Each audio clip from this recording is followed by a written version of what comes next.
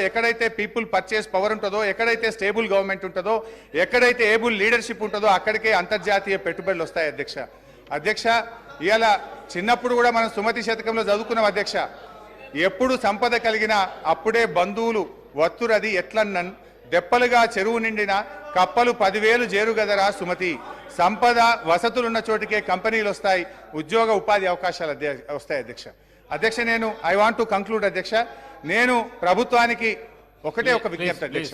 I'm just appealing to the government అధ్యక్ష. ఈరోజు ఫైనల్గా నేను గవర్నమెంట్ చేసే అప్పీల్ అధ్యక్ష. ఇవాళ ప్రజల నిర్ణయం శిరోధార్యం వహించాలి. ప్రజలకు వాళ్ళకి అవకాశం ఇచ్చిండ్రు, మమ్మల్ని ఇక్కడ కూర్చోబెట్టినారు. వి యాక్సెప్ట్ దట్ అధ్యక్ష. నేను ఒకటే అంటే సంపూర్ణ మెజార్టీతో ప్రజలు మీకు అవకాశం ఇచ్చినప్పుడు మీ తెలివితేటల్ని, మీ విజ్ఞతను ప్రదర్శించి నిధులు సమకూర్చుకోండి, రాష్ట్రాన్ని ముందుకు నడపండి. అంతేగాని మమ్మల్ని బదనాం చేయాలని, మమ్మల్ని తిట్టుకుంటూ బతికే ప్రయత్నం చేయొద్దు. ఏమర్థమైతుంది? మేమంటే మీకు అంత భయమా? మమ్మల్ని అప్రతిష్ట పాలు చేస్తేనే మీకు రాజకీయ భవిష్యత్తు ఉంటుంది అన్నట్టుగా మీరు భావిస్తున్నట్టుగా ఇలా ప్రజలు అనుకుంటా ఉన్నారు అధ్యక్ష. మేము మంచినీళ్ళ సమస్య ఇచ్చినాం, ప్రతి బస్తీకి నీళ్ళు ఇచ్చినాం, ప్రతి గ్రామానికి ఇచ్చినాం. మీరు 24 గంటలు మంచినీళ్ళు ఇచ్చి మాకంటే మంచి పేరు తెచ్చుకోండి, శబాష్ అనిపించుకోండి. మేము వద్దంటామా? వి అప్రిషియేట్ అధ్యక్ష. మేము కరెంట్ సరఫరా చేసినాం, నాణ్యమైన కరెంట్ ఇచ్చినాం అధ్యక్ష. మీరు ఇలా ప్రజలకు ఉచిత విద్యుత్ ఇస్తామన్నారు. 90 లక్షల తెల్ల రేషన్ కార్డుదారులకు 200 యూనిట్ల ఉచిత విద్యుత్ కోతలు లేకుండా అందించి ప్రజలకు ఇచ్చిన మాట నిలబెట్టుకునే ప్రయత్నం చేయండి. ఇవాళ గ్యాస్ సిలిండర్ ఇస్తామన్నారు. ప్రతి తెల్ల రేషన్ కార్డు ద్వారాకి సంవత్సరానికి 12 గ్యాస్ సిలిండర్లు ఇచ్చి మీరు ఇచ్చిన మాట నిలుపుకొని ప్రజల్ని ఒప్పించే ప్రయత్నం చేయండి అధ్యక్ష. లాస్ట్ క్లోజ్ చేస్తాం అధ్యక్ష. వ్యక్తులుగా మనం ఉంటాం పోతాం, ప్రజల ప్రయోజనాలు ముఖ్యం. రాష్ట్ర భవిష్యత్తును దెబ్బతీసే పద్ధతి వద్దు. రాష్ట్ర పరపతిని దిగదార్చే దుష్ప్రయత్నాలను మానుకోండి. ఒక చిన్న పుకార్తో స్టాక్ మార్కెట్ కుప్పకూలిన సంఘటనలు చూసాం. మీరు మన రాష్ట్ర ఆర్థిక పరిస్థితి మీద అధికారికంగా పుకార్లు సృష్టించి రాష్ట్ర భవిష్యత్తును ప్రశ్నార్థకం చేయకండి. ఈ శ్వేతపత్రాలు రాష్ట్ర ఆర్థిక ప్రగతికి కోత పత్రాలు అవుతాయి. దేశానికి దిక్సూచిగా ఉన్న తెలంగాణను దివాలా అనే ముద్ర వేయకండి. సంపద ఉన్నది, సమృద్ధి ఉన్నది, వృద్ధి రేటును పెంచండి. మరింత పకడ్బందీగా రెవెన్యూ లీకేజీలను అరికట్టండి, రాష్ట్ర అభివృద్ధిని చేయండి.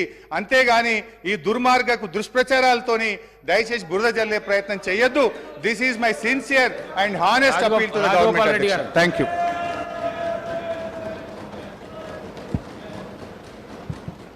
అధ్యక్ష.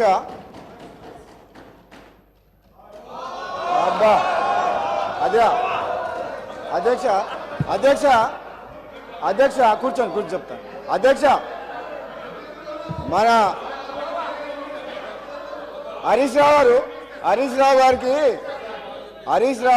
గంట సమయం ఇచ్చినా కానీ హరీష్ రావు గారికి గంట సమయం ఇచ్చినా కానీ సమయం సరిపోలేదని అంటున్నారు అధ్యక్ష.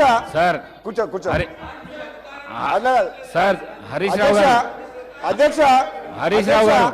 హరీష్ రావు గారు హరీష్ రావు గారికి గంట సమయం ఇచ్చినా ఆయన తృప్తిగా లేరు అధ్యక్ష.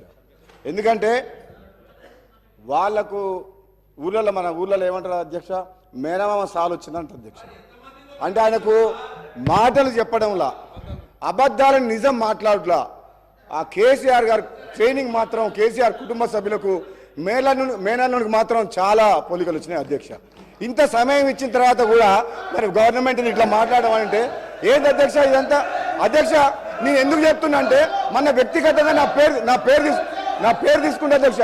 వ్యక్తిగతంగా నన్ను ఏమన్నాడు, నేను ప్రసంగానికి అడ్డు తగులితే ఏమన్నాడు, నువ్వు ఎంత మొత్తుకున్నా నీకు మంత్రి పదవి రాదు అని అన్నాడు అధ్యక్ష. సభా సాక్షిగా మైక్లో ఏమన్నాడు, నేను అడ్డుకుంటుంటే నువ్వు లేచి నిలబడితే మంత్రి పదవి రాదు, కూర్చో అన్నాడు అధ్యక్ష.